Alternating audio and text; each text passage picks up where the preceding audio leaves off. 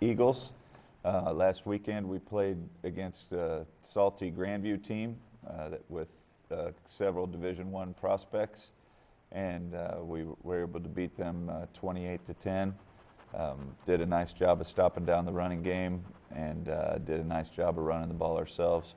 We're looking forward to the district playoffs where we're the #1 seed going in, and we'll be playing St. Joe Benton, who presents some challenges of their own in terms of what they do offensively and defensively, and they have an excellent running back, and they play hard on defense. So I'd like to open it for questions. So if you win this next game, what does the rest of the bracket look like for you guys? Well, if we win this game, then we will play the winner of Platte County and Smithville, and which we've already played Platte County once this year, and Smithville's had a quality program for several years now. So, you know, it's not going to be an easy district. I think that a lot of, you know, we're kind of outsiders in this district because these teams in this district all play in the same conference with each other, and they've all been playing each other, and they've been taking turns knocking each other off. So I think that they're all quality football teams. We'll just have to go out and play our best football. What did you guys improve on that game compared to previous? Well, what we improve on against Grandview, I would say the #1 thing is taking care of the football on the road, going on the road and playing with a little bit of emotion.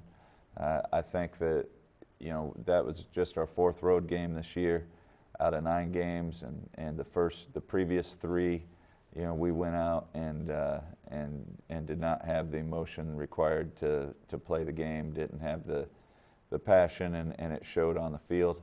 I think that at Grandview, our kids stepped up and played with emotion from start to finish. What do you still need to improve on? Well, we need to eliminate mistakes in every aspect. I still think that we can play a little bit harder. We can finish plays better. You know, we had some hiccups on special teams down in Grandview where we had a hard time with the punt snap. So we need to clean that up. We need to make sure that we keep protecting the football. You know, for us, the key all year long has been when we don't turn the football over, we win the game. When we turn it over multiple times, we lose the game. It's as simple as that. So we've got to be sure that we are ball security conscious.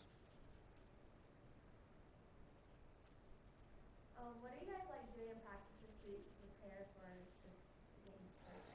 Well, it's gonna be a similar practice week to last week. We've cut about 30 minutes out of practice. We're getting that time of year where the kids have seen everything. They've seen every formation and blocking scheme, and they've seen every defense already, and they know how to block it. So we're cutting our practice time down, going shorter, saving their legs a little bit, and trying to get it moving a little bit faster. And why were you and the Grandview coach both wearing Lay's last? Well, it actually was a interesting thing. We're warming up on the field, and big number 75 from Grandview. He's a 400-pounder, and he's committed to KU. His mom came down on the field, and just offered me the lei and said that it was straight from Hawaii and it was for good luck, and she's number 75's mom. I thought it was because she thought I was so good looking.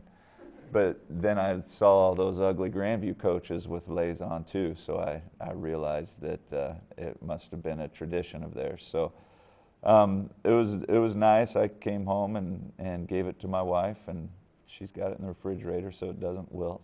But it was a nice gesture, and I thought it looked good. Did you have any players that really stood out this past week? Well, you know, we had a lot of players who stood out, especially on the defensive side. Our 2 defensive ends and our 3 linebackers did an outstanding job. That'd be Chris Woodbury and Nick Hess. Nick's ankle's coming around. He's getting to where he's moving a lot better, and he's doing great at that defensive end position for us, which is a new position for him. All three linebackers, Jalen Simmons and Bryce Shepard and Sal Silvio did a great job. On offense, Chris Woodbury stepped in his first game as a tight end. Due to the injury to Brinkley Jolly, and we needed to get a little more blocking out of our tight end position, and Chris stepped in and did a great job, was our offensive player of the game because of his blocking. So, we also used 5 different running backs in the game. Marvin Shoemate did a nice job. Paul Silvio did a good job. Jalen Simmons, Ryan Sidoti. They all did an excellent job running the football. And Detarion Richardson got his first carries. He's our freshman who hasn't had an injured ankle all year. So we're starting to get a little bit healthier with Detarion getting to where he can move around a little bit, and he's also a defensive end who will get some time for us. And Nick Hess is able to move now, which is really good for us. Brinkley Jolly's talking about in the next week or two possibly being out there. So Connor McCann in the next couple of weeks will be out there after his second broken collarbone. So we have a lot of kids playing with some bumps and bruises, and we have a lot of kids who are on the mend from bumps and bruises. So if we can keep on winning over the next week or two, we'll see a lot of new faces out there.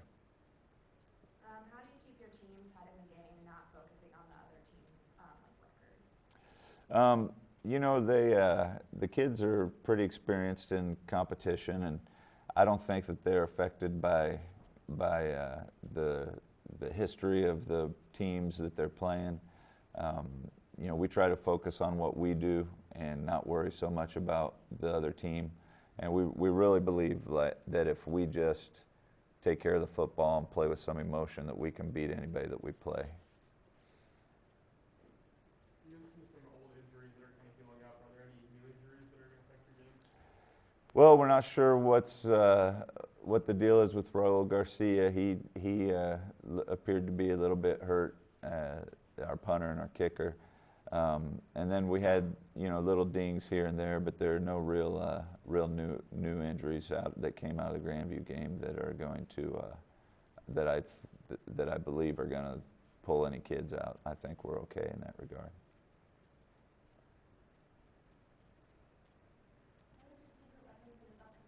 Secret weapon. Our secret weapon for the upcoming game is blocking and tackling and taking care of the football and playing good, strong, fundamental football. We don't have many secrets. Most of what we do, I like to say that the moms and dads in the stands know it's coming. The referees know it's coming. The other team knows it's coming. The other team's coaches knows it's coming. They just have to stop it. And so we just want to do what we do so well that there are no secrets, and we still are able to beat you. From week 1 to now, what has your team improved on most, and what do you think they still need to improve on throughout the playoffs? Well, from week 1 through now, I think that our defense has improved tremendously. I think that making the move from being a cover 3 team to a cover 2 team was huge for us.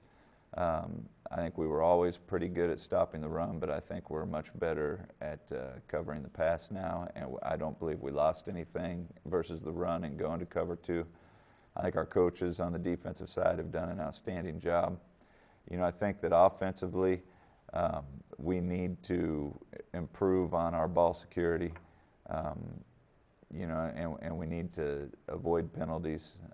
I think that we've improved up front in our blocking on the offensive side of the ball, but I think there's a lot of room for improvement there. I think our defense is really playing lights out when they are playing with emotion. Our offense has yet to hit its stride, I think, and we're hopeful that we see it soon. All right, I want to thank everybody for coming. Enjoy your week. Take your protein pills and put your helmet on. ground.